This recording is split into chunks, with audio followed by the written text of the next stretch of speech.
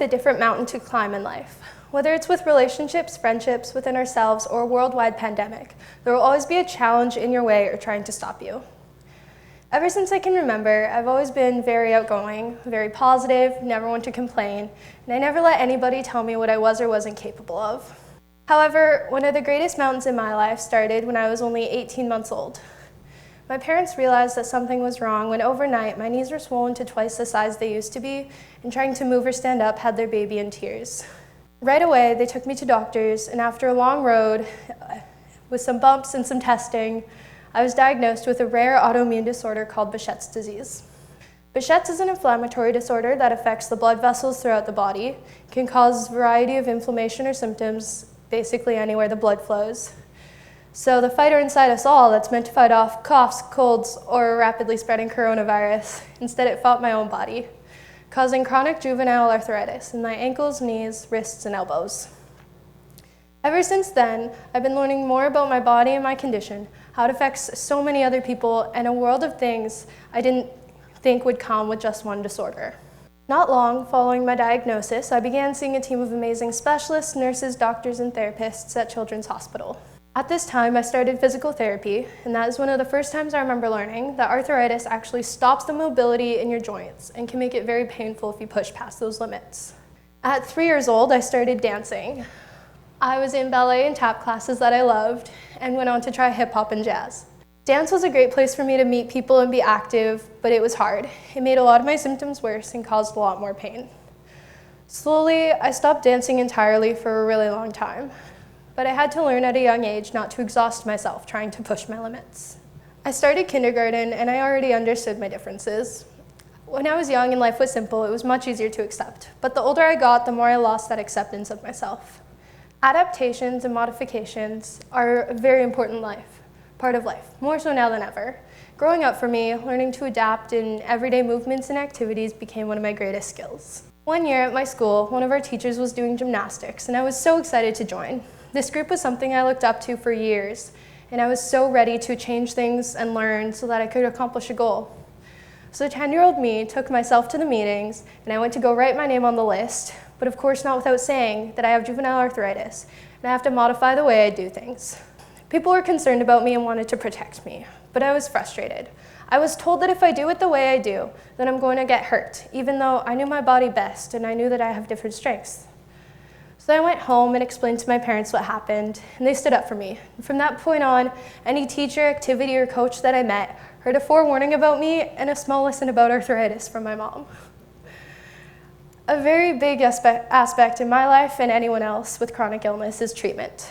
I've been on treatments from prescribed amounts of painkillers to steroids to medications they use as chemotherapy. It's a struggle to find something that stops your disease from evolving further, helps with the pain that's already in your joints, and prevents damage from being done to your body further. I was started on a biologic immunosuppressant called infliximab, and paired with this drug came another one to ensure that my body didn't build up antibodies and reject it. I know, it's confusing. But it was going very well for about a year. But 4 to 6 months into it, I learned through blood tests that the paired medication was starting to damage my liver, to the point where it was miles above average or healthy. Right away, I stopped it and only went for my monthly infusion. This was a normal day. I remember waking up and going to the hospital. I was wanting to get a popsicle or make my dad stop for ice cream on the way home. I was hooked up to my machine, and when my nurse started the medication, it was seconds when nothing felt right. I started sobbing and was very nauseous, and I couldn't breathe properly. I thought I might be choking or about to vomit or just wake up from a bad nightmare. She ran out of the room and came back with pink Benadryl. I took it, and slowly the symptoms went away. My throat released, and I was able to breathe normally again. But I stayed the night in the hospital, and later on saw my doctor to learn that my body did build up antibodies to my medication and rejected it in the form of an anaphylactic reaction. This experience was awful and scarier than anything I could have imagined or expected. I wanted to share my story today to help inspire and connect with people. I want to show people that there's a different perspective you can see or a different way to fight your battle. Now I'm on a weekly medication that I've been on for the last 4 years, and it's still going well. I've played my first practice season of rugby and met an amazing team of girls. And I hope that once I graduate high school, I'll go into sciences and move on to medical career. So much of my life leads back to arthritis, but I wouldn't change it for anything. I've learned too much to let it go at this point. There's so many great aspects to it as well, and the way it's changed my life for the better. An amazing group called the Sundstrom Foundation gives kids with a challenging chronic illness a day to remember forever.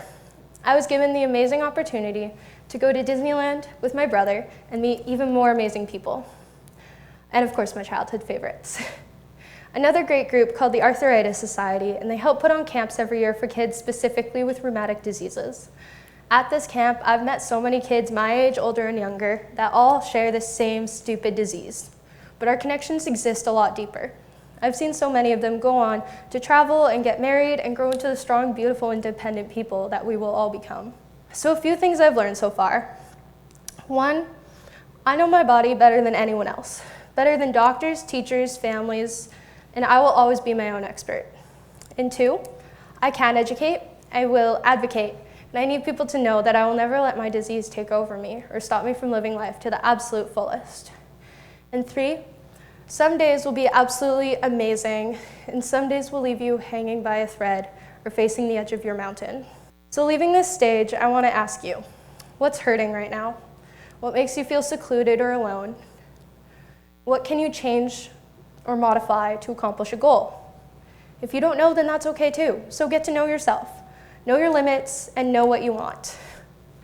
We all live such a different life, and I think that's such a powerful concept. So what's something that you learned that you want the world to know? What leaves you facing the edge of your mountain? Find a branch and keep going. You are the only one that gets to take your path, so be the boss of it. Thank you.